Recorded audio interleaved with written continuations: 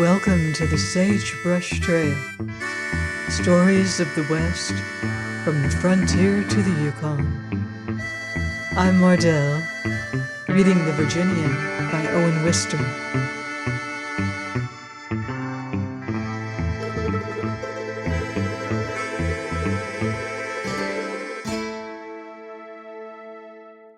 Chapter 29, Word to Bennington.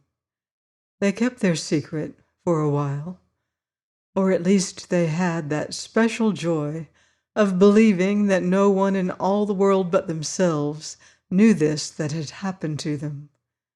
But I think that there was one person who knew how to keep a secret, even better than these two lovers. Mrs. Taylor made no remarks to anyone whatever. Nobody on Bear Creek, however, was so extraordinarily cheerful and serene. That peculiar severity which she had manifested in the days when Molly was packing her possessions had now altogether changed. In these days she was endlessly kind and indulgent to her dearie. Although as a housekeeper Mrs. Taylor believed in punctuality at meals, and visited her offspring with discipline when they were late without good and sufficient excuse, Molly was now exempt from the faintest hint of reprimand. "And it's not because you're not her mother," said George Taylor bitterly. "She used to get it too. And now we're the only ones that get it. Here she comes, just as we're about ready to quit. Aren't you going to say nothing to her?" "George," said his mother, "when you've saved a man's life, it'll be time for you to talk." So Molly would come into her meals with much irregularity, and her remarks about the imperfections of her clock met with no rejoinder. And yet one can scarcely be so severe as had been Mrs. Taylor and become wholly as mild as milk. There was one recurrent event that could invariably awaken hostile symptoms in the dame. Whenever she saw a letter arrive with the Bennington postmark upon it, she shook her fist at that letter. "What's family pride?" she would say to herself. "Taylor could be a son of the Revolution if he'd a mind to. Wonder if she's told her folks yet." And when letters directed to Bennington would go out, Mrs. Taylor would inspect every one as if its envelope ought to grow transparent beneath her eyes and yield up to her its great secret, if it had one. But in truth these letters had no great secret to yield up until one day. Yes, one day Mrs. Taylor would have burst, were bursting a thing that people often did. 3 letters were the cause of this emotion to Mrs. Taylor's part, one addressed to Bennington, one to Dunbarton, and the third, here was the great excitement, to Bennington, but not in the little schoolmarm's delicate writing. A man's hand had traced those plain, steady vowels and consonants. "It's come!" exclaimed Mrs. Taylor at this sight. "He's written to her mother himself." That is what the Virginian had done, and here is how it had come about. The sick man's convalescence was achieved. The weeks had brought back to him not his whole strength yet. That could come only by many miles of open air on the back of Monty, but he was strong enough now to get strength. When a patient reaches this stage, he is out of the woods. He had gone for a little walk with his nurse. They had taken, under the doctor's recommendation, several little such walks, beginning with a 5-minute one, and at last today accomplishing 3 miles. "No, it's not been too far," said he. "I'm afraid I could walk twice as far." "Afraid?" "Yes, because it means I can go to work again. This thing we have had together is over." For reply she leaned against him. "Look at you," he said. "Only a little while ago you had helped me to stand on my legs. And now—" For a while there was silence between them. "I've never had a right-down sickness before," he presently went on. "Not to remember, that is. If any person had told me I could enjoy such a thing. He said no more, for she reached up, and no more speech was possible. "How long has it been?" he next asked her. She told him. "Well, if it could be forever. No, not forever with no more than this. I reckon I'd be sick again. But if it could be forever with just you and me and no one else to bother with. But any longer would not be doing right by your mother. She would have a right to think ill of me." "Oh," said the girl, "let us keep it." "Not after I'm gone. Your mother must be told." "It seems so. Can't we?" "Oh, why need anybody know?" "Your mother ain't anybody. She is your mother. I feel mighty responsible to her for what I have done." "But I did it." "Do you think so? Your mother will not think so. I'm going to write to her today." "You write to my mother? Oh, then everything will be so different. They will all—" Molly stopped before the rising visions of Bennington. Upon the fairy tale that she had been living with her cowboy lover broke the voices of the world. She could hear them from afar. She could see the eyes of Bennington watching this man at her side. She could imagine the ears of Bennington listening for slips in his English. There loomed upon her the round of visits which they would have to make, the ringing of the doorbells, the waiting in drawing rooms for the mistress to descend and utter her prepared congratulations, while her secret eye devoured the Virginian's appearance and his manner of standing and sitting. He would be wearing gloves instead of French gauntlets of buckskin, and a smooth black coat and waistcoat. How could they perceive the man he was? During those short, formal interviews, what would they ever find out of the things she knew about him, the things for which she was proud of him? He would speak shortly and simply. They would say, "Oh, yes, and how different you must find this from Wyoming," and then after the door was shut behind his departing back, they would say, he would be totally underrated, not in the least understood. Why should he be subjected to this? He should never be. Now, in all these half-formed, hurried, distressing thoughts which streamed through the girl's mind, she altogether forgot one truth. True it was that the voice of the world would speak as she imagined. True it was that in the eyes of her family and acquaintance, this lover of her choice would be examined even more like a specimen than are other lovers upon these occasions, and all accepted lovers have to face this ordeal of being treated like specimens by the other family. But dear me, most of us manage to stand it, don't we? It isn't perhaps the most delicious experience that we can recall in connection with our engagement, but it didn't prove fatal. We got through it somehow. We dined with Aunt Jane and wined with Uncle Joseph, and perhaps had 2 fingers given to us by old Cousin Horatio, whose enormous fortune was of the greatest importance to everybody, and perhaps fragments of the other family's estimate of us subsequently reached our own ears.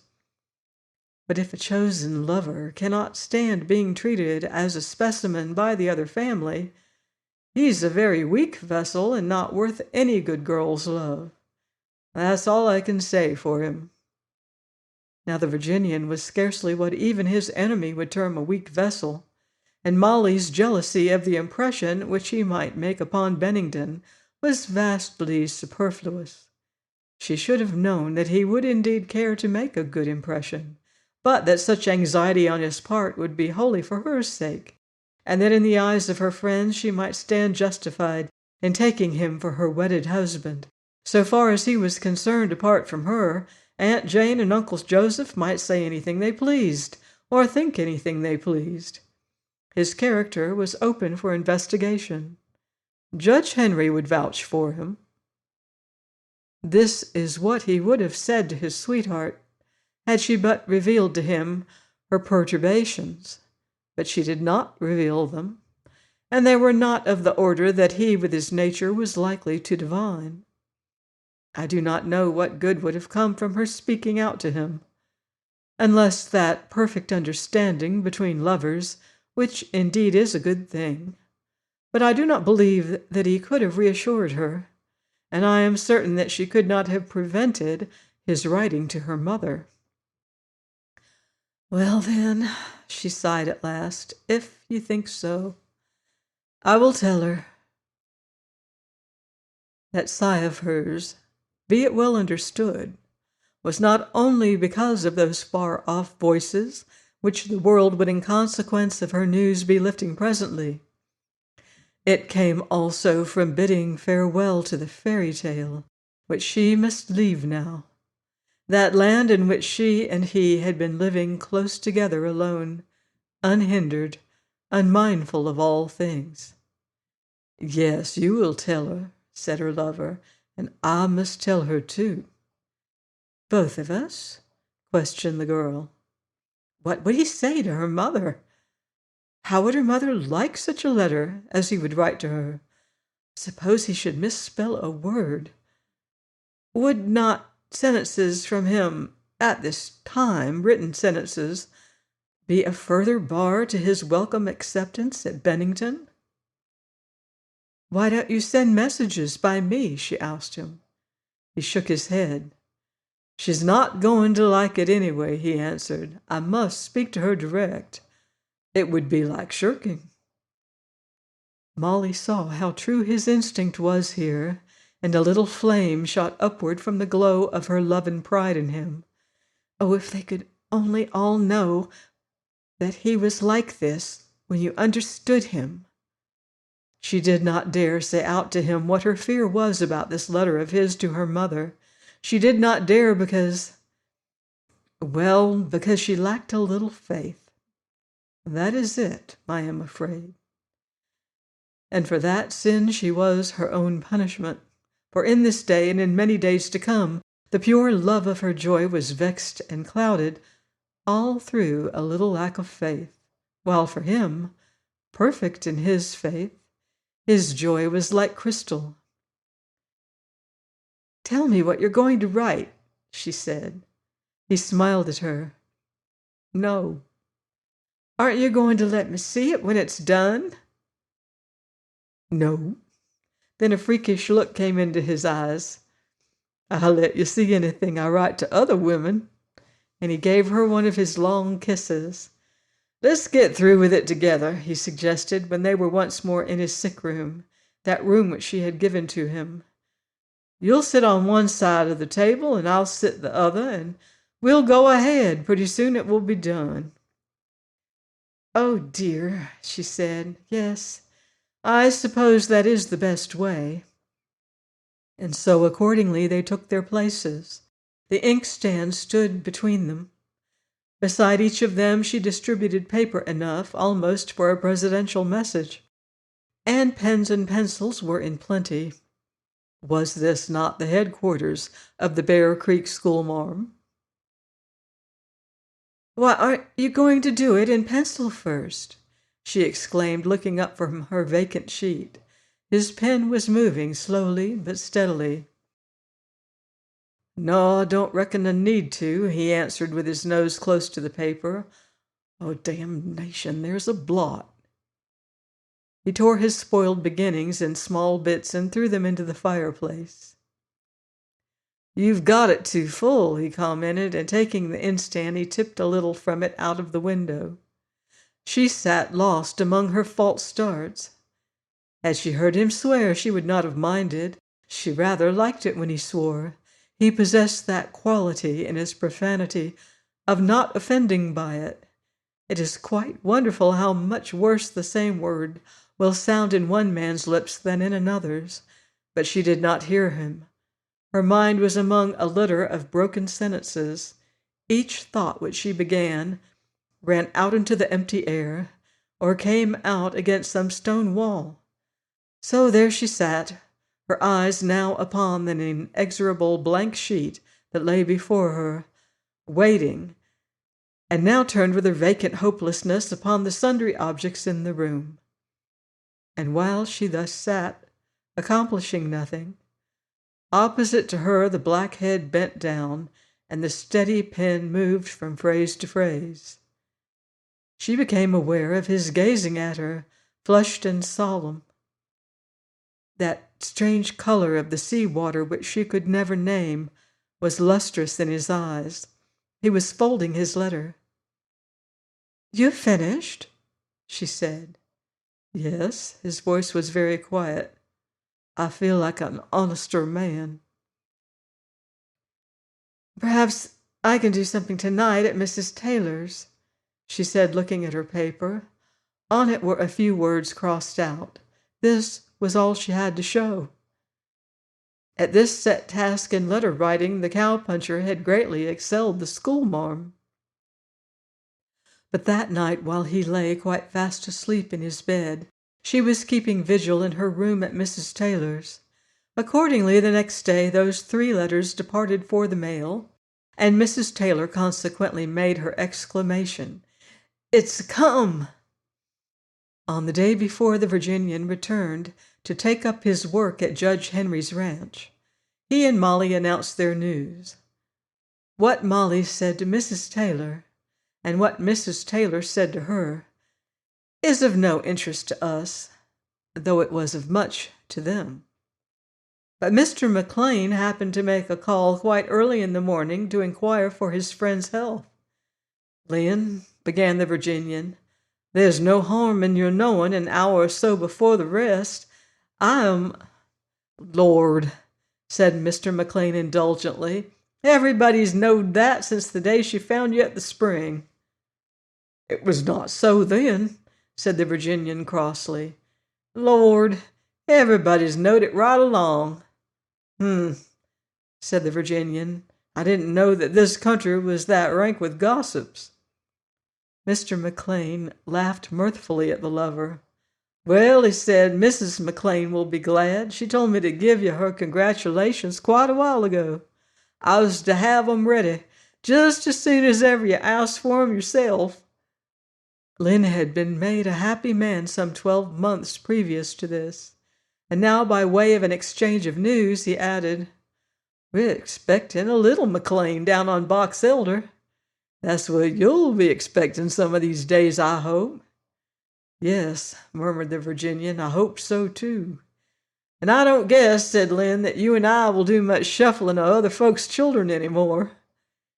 Whereupon he and the Virginian shook hands silently and understood each other very well. On the day that the Virginian parted with Molly, beside the weight of farewell which lay heavy on his heart, his thoughts were also grave with news. The cattle thieves had grown more audacious. Horses and cattle both were being missed, and each man began almost to doubt his neighbor. "Steps will have to be taken soon by somebody, I reckon," said the lover. "By you?" she asked quickly. "Most likely I'll get mixed up with it." "What will you have to do?" "Can't say. I'll tell you when I come back." So did he part from her, leaving her more kisses than words to remember. And what was doing at Bennington meanwhile and at Dunbarton?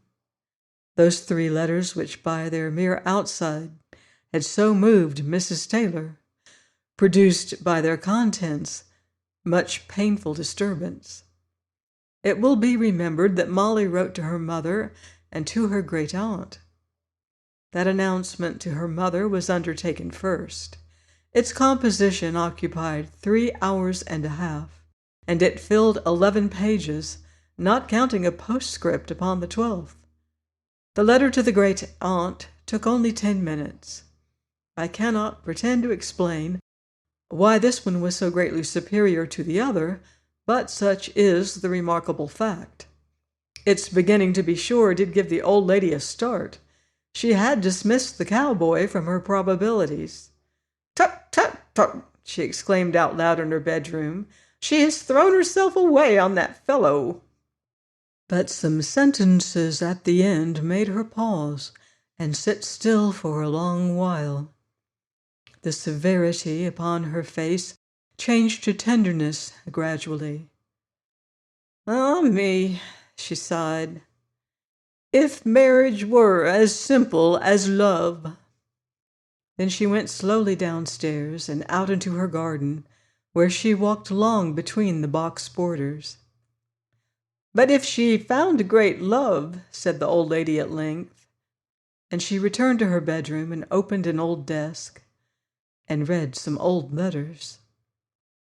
There came to her the next morning a communication from Bennington. This had been penned frantically by poor Mrs. Wood. As soon as she had been able to gather her senses, after the shock of her daughter's 11 pages and the postscript, the mother had poured out 8 pages herself to the eldest member of the family. There had been indeed much excuse for the poor lady.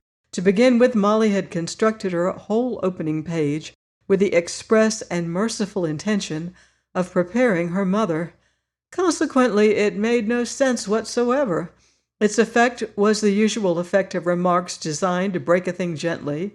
It merely made Mrs. Wood's head swim and filled her with a sickening dread. "Oh, mercy, Sarah," she had cried, "come here! What does this mean?" And then, fortified by her elder daughter, she had turned over that first page and found what it meant on the top of the second. "A savage! With knives and pistols!" she wailed. "Well, mother, I always told you so," said her daughter Sarah. "What is a foreman?" exclaimed her mother. "And who is Judge Henry?" "She has taken a sort of upper servant," said Sarah. "If it is allowed to go as far as a wedding, I doubt if I can bring myself to be present." This threat she proceeded to make to Molly, with results that shall be set forth in their proper place. "The man appears to have written to me himself," said Mrs. Wood. "He knows no better," said Sarah. "Bosh," said Sarah's husband later. "It was a very manly thing to do." Thus did consternation rage in the house at Bennington. Molly might have spared herself the many assurances that she gave concerning the universal esteem in which her cowpuncher was held, and the fair prospects which were his. So, in the first throes of her despair, Mrs. Wood wrote those 8 not maturely considered pages to the great aunt. "Tut, tut, tut, tut," said the great aunt as she read them. Her face was much more severe today. "You'd suppose," she said, "that the girl had been kidnapped. Why, she's kept him waiting 3 years."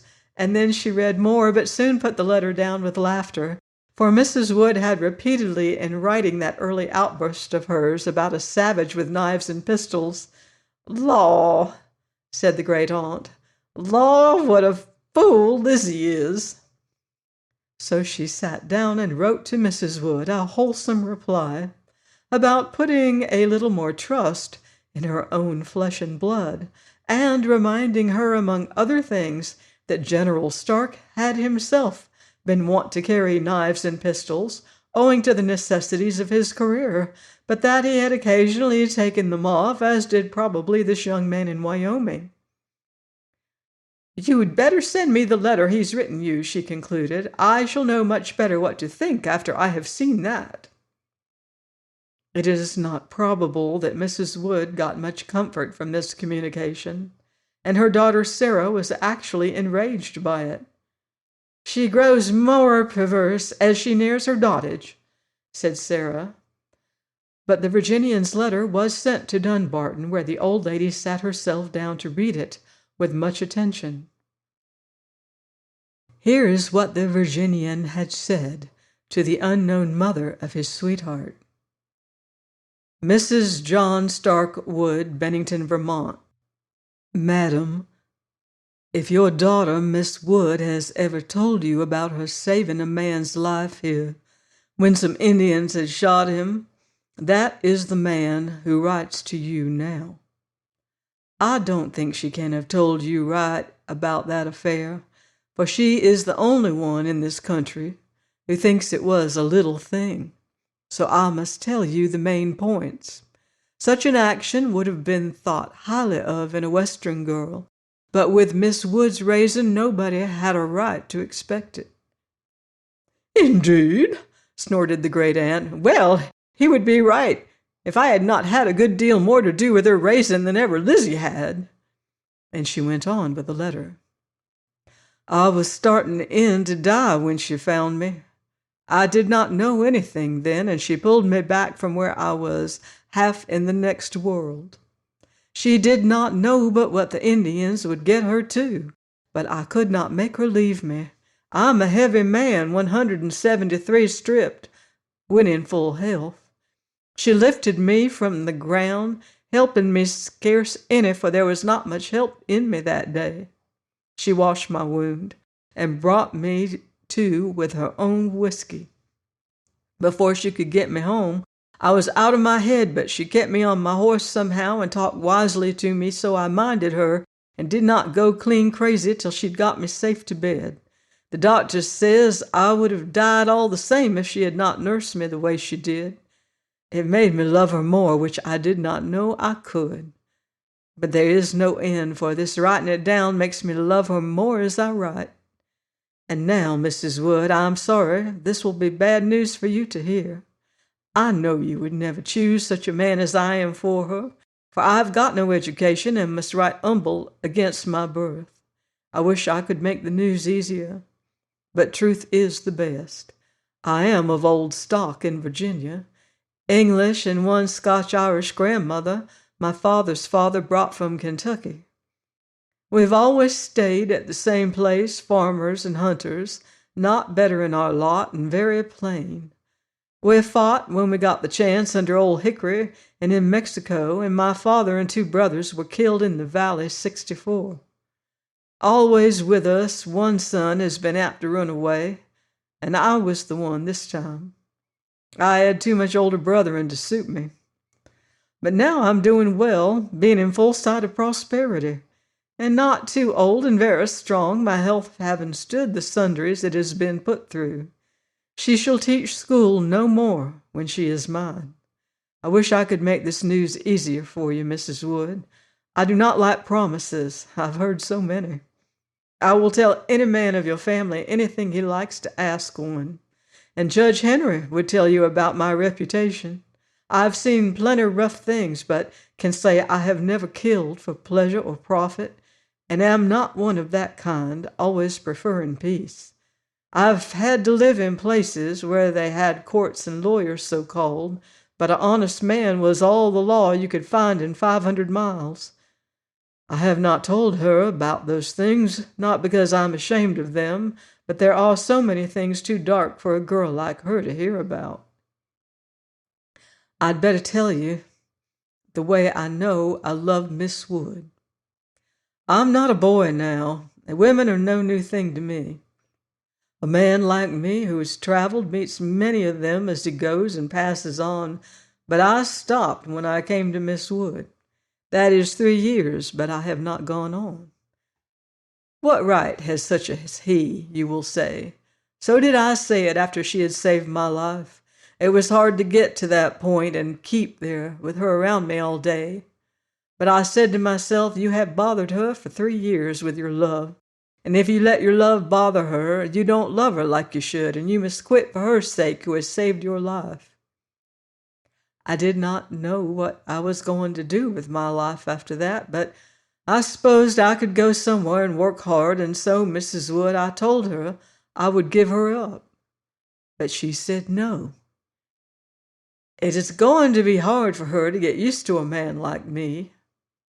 But at this point, in the Virginian's letter, the old great-aunt could read no more. She rose and went over to that desk where lay those faded letters of her own. She laid her head down upon the package, and as her tears flowed quietly upon it, "Oh, dear," she whispered, "oh, dear. And this is what I lost." To her girl upon Bear Creek, she wrote the next day, and this word from Dunbarton was like balm among the harsh stings Molly was receiving. The voices of the world reached her in gathering numbers, and not one of them, save her great-aunt's, was sweet. Her days were full of hurts, and there was no one by to kiss the hurts away, nor did she even hear from her lover any more now. She only knew he had gone into the lonely regions upon his errand. That errand took him far across the basin, among the secret places of Owl Creek, past the Washakie Needles, over the divide to Gros Ventre, and so through a final barrier of peaks, into the borders of East Idaho. There, by reason of his bidding me, I met him, and came to share in a part of his errand. It was with no guide that I traveled to him. He had named a little station on the railroad, and from thence he had charted my route by means of landmarks. Did I believe in omens, the black storm that I set out in upon my horse would seem like one today. But I had been living in cities and smoke, and Idaho, even with rain, was delightful to me.